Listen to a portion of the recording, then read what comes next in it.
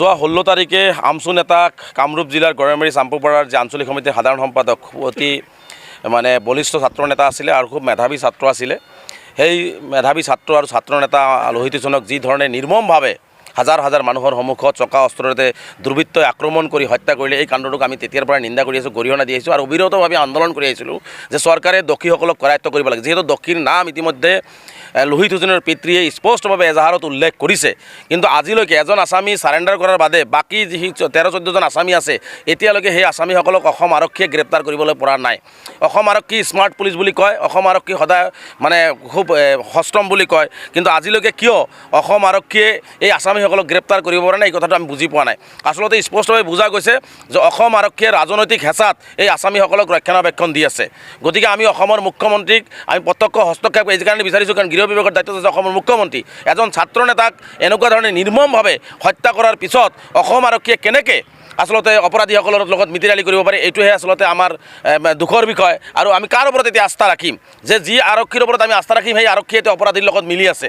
আৰু এই কথাটো স্পষ্ট যে এই হত্যাকাণ্ডটো এটা ৰাজনৈতিক হত্যাকাণ্ড বুলি ৰাইজে সেই সময়ৰ পৰা অভিযোগ কৰি আহিছিলে, আমিও অভিযোগ কৰিছোঁ।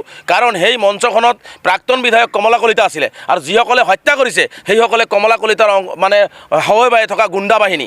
গতিকে কমলা কলিতাৰ হেঁচাত আৰু অসম গণ পৰিষদৰ হেঁচাত হয়তোবা অসম চৰকাৰৰ আৰক্ষী বাহিনীয়ে আচলতে অপৰাধীসকলক কৰায়ত্ব কৰিব পৰা নাই। গতিকে সেইকাৰণে আমি আজি এই মানৱ শৃংখলৰ জৰিয়তে সমগ্ৰ ৰাজ্যজুৰি মানৱ শৃংখল কাৰ্যসূচী ৰূপায়ণ কৰিছোঁ।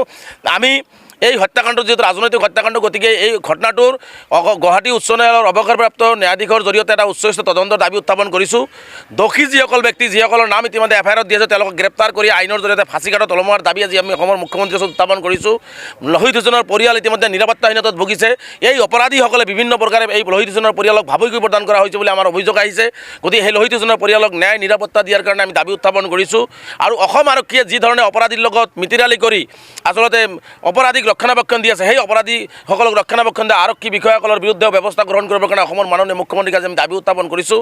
লগতে দুজনকৈ ব্যক্তি ইতিমধ্যে এটা গড়েমাৰী কলেজৰ আৰু চাম্পুপাৰা হায়াৰ ছেকেণ্ডেৰীৰ মেনেজিং কমিটিৰ সভাপতি হৈ আছে। এজন মাৰ্ডাৰ কেছৰ অপৰাধী কেনেকৈ এতিয়ালৈকে সেই মেনেজিং কমিটিৰ সভাপতি হৈ থাকিব পাৰে? তাৰমানে ইয়াত সম্পূৰ্ণ ৰাজনৈতিক আশীৰ্বাদ পুষ্ট হৈ তেওঁলোকে এই কামবিলাক কৰি আছে, যাৰ কাৰণে অপৰাধীয়ে এতিয়াও মুকলি আকাশৰ তলত ঘূৰি আছে, এতিয়াও তেওঁলোকৰ ফোন অন হৈ আছে, এতিয়াও তেওঁলোকৰ ফেচবুক অন হৈ আছে, তাৰপিছতো আৰক্ষীয়ে গ্ৰেপ্তাৰ কৰা নাই বা তেওঁলোকৰ বিৰুদ্ধে ব্যৱস্থা লোৱা নাই। গতিকে আমি আজি অসমৰ মুখ্যমন্ত্ৰী ডাঙৰীক স্পষ্ট কৈছোঁ, মুখ্যমন্ত্ৰীয়ে যদি প্ৰত্যক্ষ হস্তক্ষেপ কৰি আমাৰ দাবীসমূহ মানি নলয় তেনেহ'লে আমি আৰু অধিক ভয়াৱহ গণতান্ত্ৰিক আন্দোলনৰ কাৰ্যসূচী স্পষ্টভাৱে গ্ৰহণ কৰিম।